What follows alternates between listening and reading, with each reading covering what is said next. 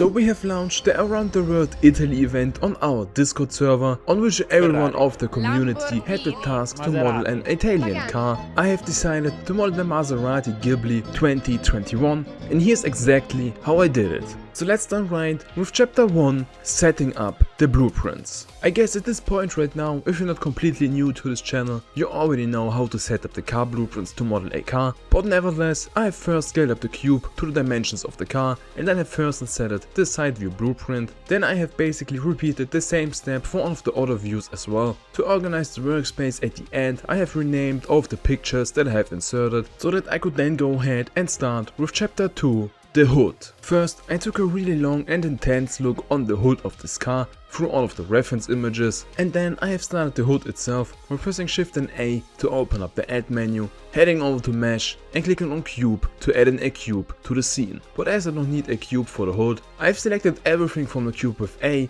then I have pressed M to open up the merge menu and have clicked on add center. Like this, I was left with only one single vertex, which I have placed onto the beginning of the hood, and then I took this vertex and have extruded it with E to the right side to the end of the hood. Right now the edge in between the vertices was not matching with the blueprint line, so therefore I have added in some loop cuts with Ctrl and R so that I could go ahead and align the vertices from the top view to the blueprint line. And by the way, if you're at this point interested in a complete step-by-step guide on how to create a realistic car in Blender, you can go ahead and check out my first link in my description for the full guide. At this point right here, I've added in the mirror modifier and made sure that I've enabled clipping. Then I took the first vertex that we have placed and have extruded it all the way down to the other end of the hood. As this edge right now does not match up from the side view with the blueprint lines, I have added in some loop cuts to this edge and have aligned them onto the blueprint line. To the right of this line, we also had a line on the blueprint line, which I have also traced down the exact same way, and I have added in 2 more vertices to the edge at the bottom, as we also had 2 vertices at the edge at the top. By having the same amount of vertices on both sides of the model, we can make sure that we can fill in this area with quads only,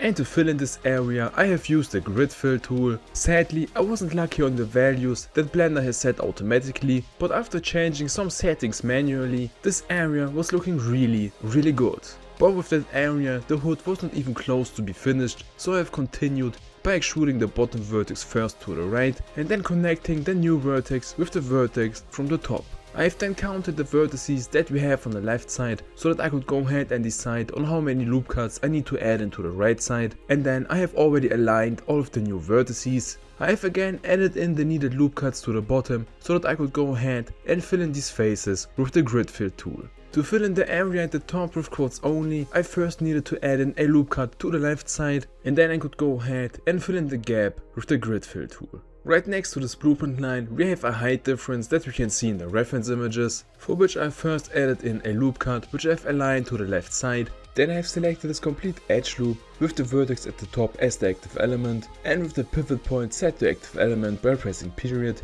I could go ahead and create the height difference by pressing S and then Z to scale it down. To take a better look on the smoothness of the model, I have activated a matte cap at the top right, and after activating the shade smooth option for this object right here, we of course needed to go ahead and add in some supporting edge loops to bring back the sharp edges. To make the model look even more realistic, I have also added in a subdivision surface modifier, and the model was looking very clean, but first I have again disabled the subdivision surface modifier and have continued to model the rest of the hood. For this area right here, I could just easily go ahead and fill this in with quads only, but then for the end of this area I only had 5 vertices and I could not go ahead and create 2 quads. And I somehow tried to create 2 quads by adding in 1 more loop cut, but the last quad was basically a triangle. Therefore, I tried a different way by first creating a loop cut tool right here, and then creating 1 gold quad and 2 more triangles. And as for this moment right here, I had no clue on how to fill this in with quads only. I decided to share the problem that I was facing inside of my Discord server to seek for help, and I got some answers instantly. So if you should ever struggle with any 3D model you have, feel free to join the Discord community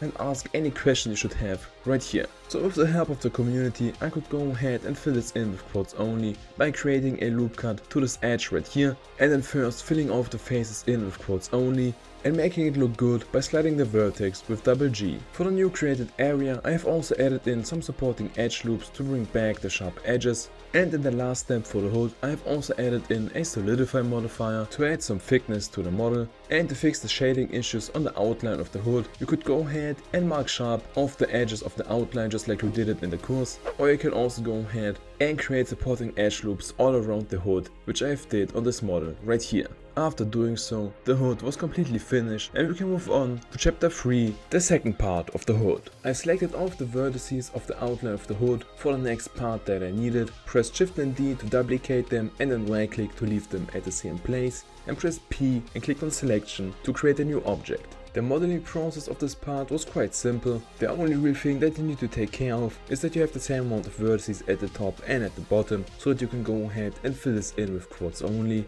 And after adding in all the supporting edge loops that I needed, I was already finished with this part of the hood. And then moved on to chapter 4, the front fender. Once again, I duplicated all of the outline vertices that I needed to start to model the front fender, and actually there's nothing really crazy about the front fender except the front wheel arch, for which I first traced it down with vertices and then applied the loop tools to make the space in between the vertices even. Then I could go ahead and fill in most of the top faces with quads only, although I had to add in some loop cuts to also fill in this area at the end right here with quads only. For the flat area of the wheel arch, which you can see on the reference image right here, I started by extruding this vertex right here to its corresponding place on the blueprint. Then I extruded this new vertex to its corresponding place on the other end of the front wheel arch and have connected both vertices at the end. I then quickly counted on how many vertices I have on the outer area of the front wheel arch and have added in as many loop cuts to the inner area and have aligned them onto the blueprint line. Now to make the area flat, you need to select the inner vertex and then the outer vertex as the active element and press S and X and type in 0 to scale down the first vertex to the same X value as the last vertex. Then repeat the step all the way to the end and fill in the faces. With this, the modeling part was already finished, so I went ahead and added in all of the necessary loop cuts that I needed, and with that, the front fender was already finished. And as I wanted to finish off the front of the car,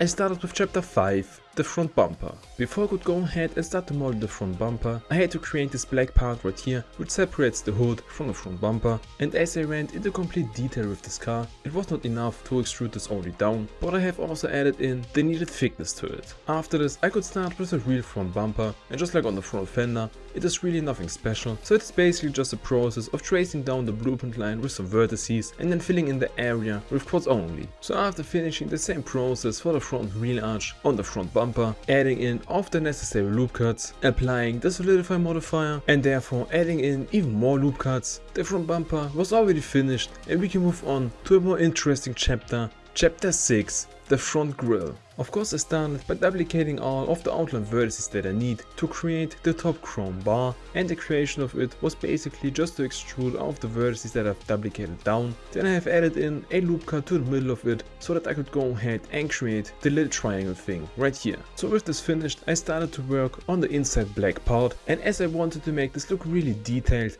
I also separated the black parts into shiny ones and into matte black ones. To create the chrome bars, I first added in a new cube to the scene and scaled it down to the size of one chrome bar. From the reference images I could tell that it is banded, so I also recreated this. And to create the rounding at the bottom, I have added in a bevel to the vertices, and as we have only chrome on the outside and black on the inside, with some loop cuts I could go ahead and recreate the outer chrome frame. To make this look even better and more realistic, I have also added in some thickness to it, and once one part was finished, I could go ahead and duplicate it all the way to the right side. And after this, I only had to align them a little bit better, doing it by hand. And as the front grille has the rear grille behind all of the other stuff that we have created just now, I've added in this one segment for the grille, and I first duplicated it once to right here. Then I have used the array modifier to duplicate it all the way to the right side, and have done the same to duplicate it all the way down to the bottom. Then I only had to merge off the vertices by distance and add in some thickness, so that after this I could go ahead and add in a lattice and align the grille even better to the car. In the last step I have deleted off the unnecessary vertices to save up some performance, and with that I have already finished the front grille. So if you're now interested in the complete process of how to create a realistic 3D car in Blender, you can go ahead and check out my first link inside of my description for the full guide. Right there I have covered every step you need, from setting up the blueprints to modeling the complete body of the car and every single detail. So after following along with the guide, you will be able to create your very own realistic 3D models. But now my kings and queens, this is already it for this video right here. In the next video we will go ahead and finish off the Maserati model and also take a look on all of the creations from the community that they have sent into our Discord server. So with that said, I wish you all the best for the future and we will see us in the next video.